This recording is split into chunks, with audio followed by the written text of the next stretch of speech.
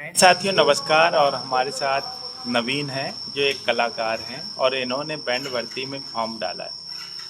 इनकी कला तो लाल परेड ग्राउंड पे देखी जाएगी, क्योंकि कलाकार की कलाकारी वो। मैदान में देखी जाती, मंच पर देखी जाती है। तो ये कुछ आपको बताएंगे, कुछ सुनाएंगे, उसको सुनते हैं। तो नवीन, आप अपनी संगीत और जो आपका अनुभव है, बालाघाट में आपने प्रशिक्षण लिया, लोगों से मिले, रैन बसेरे में रहा, और जितने भी जो मूवमेंट आपने बालाघाट में जिए, जैसा आपने अपने शब्दों में बयां कीजिए। नमस्कार, मैं नवीन चौरा से, मैं प्रॉपर बैतूल से हूँ। और मैं तकरीबन 10 से 12 दिन हो गए मुझे आज यहाँ बालाघाट में। बालाघाट की आबो हवा इतनी अच्छी है, इतनी नेचुरलिटी है कि मैं आपको क्या बताऊँ, जाने का मन नहीं कर रहा। पर समय की एक हिदायत है कि अब समय होता है जाने का, मंजिल बुला रही है तो जाना तो पड़ेगा। 14 तारीख को एग्ज़ाम है, पता नहीं अब जो भी होगा वो तो ईश्वर जाने। हमें अपने कर्म करना है, जब तक हम कर्म नहीं करेंगे तब तक फल तो नहीं मिलने वाला। सही बात। और बालाघाट का तो मैं आपको एक बात बोलूँ, खासकर लोकेन भैया की बात बताऊँ, इनके वीडियो देख के इतने बच्चे यहाँ आए हैं, इतने बच्चे आए हैं कि लगभग अगर 100 बच्चे आए हैं तो उसमें से 80 तो शायद भैया के वीडियो देख कर ही आए हैं। और ये हमारे भाई साहब विश्वनाथ। विश्वनाथ जी इतना प्यारा बिगुल बजाते कि कभी हमको बजा के नहीं सुनाया। पर बजाते बहुत अच्छा है, हम चुपके चुपके सुनते थे। और रही बात बालाघाट की, तो मैं क्या कहूँ, अगर आपको कभी समय मिले तो आप बालाघाट जरूर आए। और प्रशिक्षण के लिए भी आप अभी भी आ सकते हैं, जिनका एडमिट कार्ड नहीं आया है आप बिल्कुल आइए। थोड़ा अपना रहने खाने की व्यवस्था से आइए, और रुकने की व्यवस्था है, ऐसा नहीं है। कर्मचारी अधिकारियों ने यहाँ व्यवस्था भी की है, पर थोड़ा दूरी होने के कारण कुछ लोग जा पाते, कुछ लोग नहीं जा पाते। तो अपना थोड़ा फाइनेंशियली देख कर आप आए।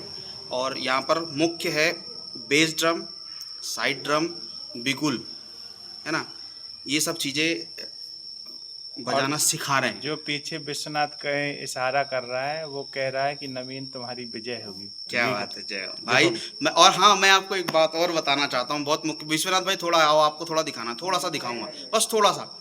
तो मैं आपको ये बताना, ये जो विश्वनाथ भाई, जब से मैं आया तब से ये मेरे लिए हमेशा से पॉजिटिव है। हर मजाक में भी इसने मुझसे पॉजिटिव बात करी। और पता है आपको मुझे क्या कह के बुलाता है? बताना विश्वनाथ भाई, क्या बोलते हो? डीएसपी साहब। हमेशा मुझे डीएसपी साहब करके और मैं चाहता हूँ कि इसके कंठ में साक्षात भगवती सरस्वती बैठ जाए, और उसके लिए कर्म मैं करना कर्म पड़ेगा। करूँगा और उसका फल मुझे मिले। और लोकेंद्र भैया की मेरे मेरे साथ बहुत, पहले दिन आपको बताएंगे लोकेंद्र भैया मेरे लिए क्या कहते। और मुझे 2 दिन तो मैं बड़ा अपने मन मन में हंसा, मैं बताया नहीं, क्योंकि कलाकार वही होता है जो अपने आप को साबित करके दिखाए, ना कि अपना उथलापन दिखाए। मैं खड़ी भाषा का प्रयोग कर रहा हूँ यहाँ कि मुझे ये भी आता है, मुझे वो भी आता है। मुझे कुछ भी नहीं आता है, मैं आपको बताऊँ, मैं रत्ती मात्र भी संगीत का कुछ नहीं जानता हूँ। जब मैंने इसकी ढोलक की वो ताल देखी, संगीत में वो, मतलब मेरे रुएं खड़े हो गए। बहुत तगड़े कलाकार हैं। ये तो उन गुरुजनों का आशीर्वाद है। मैं आपको बता दूं, मैं बैतूल प्रॉपर से हूँ। वहाँ पर एक हम संगीत के भीष्म पितामह कहते हैं उन्हें, नामदेव अतुलकर जी करके। मेरा स्टार्टिंग वहीं से हुआ है। मैं छोटा था, मैं उन्हें मामा जी बोलता हूँ। तो उन्होंने मुझे वहाँ से, मेरा वहाँ से प्रारंभ हुआ। उन्होंने मुझे मंच दिया, उन्होंने मुझे बहुत सारी चीज़ें बताई, सिखाई, और आज भी सिखाते हैं। तो कहीं ना कहीं संगीत में, मेरा संगीत में आने का उद्देश्य ये नहीं था कि मैं कभी भर्ती में चला जाऊँ, पर आज संगीत के माध्यम से मैं बहुत बड़े बड़े बड़े प्रोग्राम कर चुका हूँ। बहुत बड़े बड़े स्थानों पे जाके प्रोग्राम करके आ चुका हूँ, जहाँ हमें कभी जाने की कोई उम्मीद नहीं थी, हम लोग वहाँ भी जाकर आए। तो संगीत एक बहुत बड़ी चीज़ है। इसकी साधना अगर जिसने भी कर ली ना, वो सरस्वती को अगर जिसने साध लिया, उसका कोई कुछ नहीं बिगाड़ सकता, उसका विजय विजय ही होना है। और रही बात पुलिस प्रशिक्षण की, पुलिस बैंड भर्ती की, तो मैं आपसे सबसे एक ही निवेदन करूंगा कि अपनी मेहनत लगन से आप मेहनत कीजिए। होना नहीं होना हमारे कर्मों पे डिपेंड करता है। 80 से 90% तो अपने कर्मों पर ही डिपेंड करता है। और रही बात 10%, 1% की, तो वो ईश्वर है। तो हमारे कर्मों से कभी पीछे मत हटो। हम अगर मेहनत करेंगे तो आगे बढ़ेंगे ही बढ़ेंगे, ये यथार्थ सत्य है। कुछ आप सुना दीजिए। मैं आपको एक बहुत अच्छी शायरी मुझे बहुत अच्छी लगी, मैं आपको सुनाना चाहता हूँ।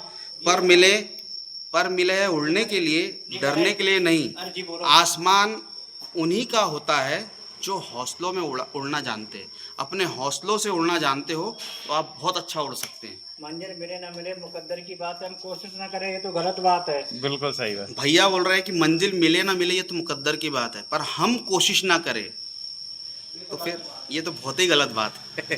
तो मैं यही बात बोला। और हाँ, मैं साइड ड्रम और बेस ड्रम वालों को ये बताना चाहता हूँ, अगर उन लोग वो लोग बैतूल, खासकर बैतूल वालों के लिए संदेश भी दे रहा हूँ एक, कि अगर साइड आपको बेस ड्रम सीखना है तो मैं यहाँ से 14 तारीख को मेरा हो जाएगा, जो भी होगा वो ईश्वर जाने, मैं अपनी मेहनत करूँगा। पर अगर किसी को सीखना है तो आप बैतूल में भी अगर बेस ड्रम की व्यवस्था कर पाएंगे तो मुझसे जो बनेगा मैं आपको वहाँ पे भी बता दूंगा, जो मैंने यहाँ से सीखा है आदरणीय शैलेंद्र शुक्ला सर से, आदरणीय संजय सर से। और दूसरी बात, आपको सबसे बड़ी बात बताओ कि यहाँ के जो एसपी साहब हैं आदित्य मिश्रा जी, उनका तो मैं तहे दिल से धन्यवाद देता हूं कि उन्होंने यहाँ पर निःशुल्क प्रशिक्षण चालू किया। मैं बैतूल एसपी साहब के पास भी गया था, वहाँ के आरआई साहब ने तो मुझे बोला चलता कर दिया था। मैं आपको आज सच्चाई बता रहा हूँ, बातों से निकल गई। उनके पास बैंड नहीं था पर उन्होंने मुझे एसपी साहब से मिलने नहीं दिया। अगर मैं शायद उनसे मिलता तो शायद वहाँ भी व्यवस्था हो जाती। पर कर्मचारी अधिकारियों की बात है, चाय से ज़्यादा केटली गर्म होती है, आप सभी जानते हैं। तो मैं इससे ज़्यादा कुछ नहीं बोलूँगा क्योंकि मैं थोड़ा मुँह फट हूँ, तो मैं सत्य बोल देता हूँ। और लोकेन भैया, अगर चाहे मैं इनको इनवाइट कर रहा हूँ, आप बैतूल पधारे तो बिल्कुल मेरे को मुझे सेवा का अवसर दे। और बालाघाट में और आना चाहूँगा। जरूर। बहुत मन है मेरा कि बालाघाट और आऊँ, और मेरा अगर हो जाता है आप लोगों की दुआ से तो मैं ज़रूर आऊँगा बालाघाट, और बहुत जल्दी आऊँगा। मेरे दिल से यही दुआ निकले कि नवीन को सफलता मिले, और जो खाकी वर्दी का सपना इनने पढ़ाई से पूरा ना कर पाया वो ये संगीत से पूरा करें। दोस्तों, इसमें एक बात और आपको बता दूं कि आपको हाइट और चेस्ट आपका ठीक है तो आप वहाँ जा सकते हैं भर्ती के लिए। पर अगर आपकी हाइट कम है तो आप थोड़ा सा देख लीजिए, क्योंकि हाइट का बहुत इशू आ रहा है, चेस्ट का। चेस्ट में दोनों। हाइट और चेस्ट, अब मुझे तो नहीं पता भी हेल्थ का क्या सीन है, पर जो होगा देखा जाएगा। अपने को कर्म करना है बस। सही बात। मेरी तरफ से नवीन को बहुत ढेरों शुभकामनाएं। सफलता असफलता तो एक पहलू है, सिक्के के दो पहलू होते हैं, अगर उसको ऊपर उछालोगे तो कुछ ना कुछ तो आएगा, या तो हेड आएगा या टेल आएगा। हमने अगर कर्म नहीं किया और हम पहले ही हार मान गए तो फिर वो कैसा योद्धा। सही बात। हमें कर्म तो करना पड़ेगा। अब मन्नू को पता था कि मैं युद्ध में हार जाऊंगा, फिर भी वो लड़ा था। उसकी वीरता की गाथा आज भी लोग सुनाते हैं। तो ऐसा है कि आप आगामी दिनों में बता सको कि मैंने ये किया वो किया। ये संघर्षमय जीवन है, अगर हम आज संघर्ष करेंगे तो कहीं ना कहीं उसका लाभ हमें ज़रूर मिलेगा दोस्तों। और मैं बालाघाट ज़रूर आऊँगा, मुझे बहुत अच्छा लगा यहाँ की नेचुरलिटी। हम जहाँ रुके थे, और आपको एक बात बहुत अच्छी बता रहा हूँ, लॉन्ग वीडियो होने जा रहा है। यहाँ पर हम लोग रुके रैन बसेरे में, जीवन में कभी रैन बसेरे में नहीं रुका, ऐसा कभी अवसर भी नहीं आया। पर यहाँ के जो कर्मचारी और यहाँ के जो रुकने वाले लोग बहुत दूर दूर से, हिमाचल से लेकर अजमेर, राजस्थान, यूपी के बच्चे यहाँ आ रहे हैं, और यहाँ के कर्मचारी लोगों ने बहुत सपोर्ट किया हम लोगों को। मैं विगत 10-12 दिन से यहाँ पर हूँ। यहाँ पर 1-2 दिन से ज़्यादा रुकने की व्यवस्था नहीं होती, इसलिए कल की में प्रशासन ने व्यवस्था कर रखी है। पर यहाँ के कर्मचारियों ने कभी हमें परेशान नहीं किया। और मैं जब भी आऊँगा तो मैं यहाँ ज़रूर आऊँगा। मैंने सोच के रखा है, मैं जब भी आऊँ तो मैं यहाँ ज़रूर, भले रुकूँ ना रुकूँ, पर एक बार इन लोगों से मिल। यहाँ पर एक बाबा जी है बहुत दूर के, कौन सा एरिया, लांजी के, उनके बच्चों ने उनको मार के भगा दिया, और उनका इतना मुझसे स्नेह हो गया 10-12 दिन में कि मैं उठूँ ना उठूँ, बोले भाई साहब ब्रश करके आओ, मैं नाश्ता लेके आया। वो अपने, उनकी हालत बिल्कुल ऐसी नहीं है कि वो मुझे 1 रुपये का भी कुछ करा पाए, वो खुद नाश्ता लेके मेरे सामने आते थे। तो ऐसे वृद्ध लोगों के लिए भी मेरा एक संदेश है, युवा लोगों के लिए, कि अपने माता पिता पर अत्याचार ना करें, प्लीज़ अत्याचार ना करें, उनकी इज्जत करें। क्योंकि माता पिता ने जन्म दिया, अगर वो हमें जन्म नहीं देते तो हम ये संसार नहीं देख पाते। उनकी वैल्यू कीजिए। आज अगर आप उनकी इज्जत करोगे तो कल आपके बच्चे आपकी इज्जत करेंगे। मेरा ये आप लोगों को कटु सत्य वाला बिल्कुल संदेश है। आज उन पे बीती है, कल आप पे बीतेगी। और उन निकम्बे बेटों से भी मेरा ये सादर अनुरोध है, अगर आपने ये कर्म किए तो आपके साथ भी वैसा ही होगा। कर्म फल हमेशा लौट के आता है, कर्मा लौट के आता है। याद रखना। कलियुग है साहब, यहाँ यहीं रफा दफा होता है। मेरे बोलते टाइम रोंगटे खड़े हो गए। उस बताओ, आज 85-90 साल की एज है बाबा जी को, उसको खड़े जूते से मारा है बच्चे ने। क्या है, धिक्कार है ऐसी औलाद पर जो अपने माँ बाप का आज मैं पता है आपको, मैं बता नहीं सकता, मेरी माता जी को फ्रैक्चर था, फिर भी मैं आज यहाँ पर प्रशिक्षण, मेरा मन आधा उधर होता है और आधा इधर होता है, पर करना तो पड़ेगा।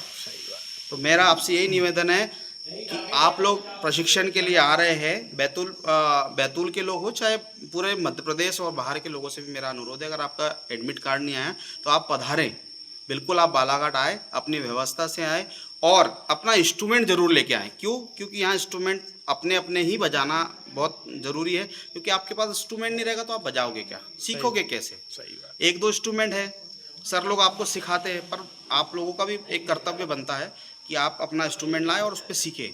एक भैया के साथ के एक महाराज करके भाई साहब आए थे, उस बच्चे का मतलब इतनी लगन थी, उन्होंने, भैया ने एक वीडियो डाला था जंगल में, वो क्या बोलते हैं साइड ड्रम बजा रहे थे, पहले देख के तो मैं हंस रहा था, यार ये क्या आदमी है, कैसा बजा रहा है।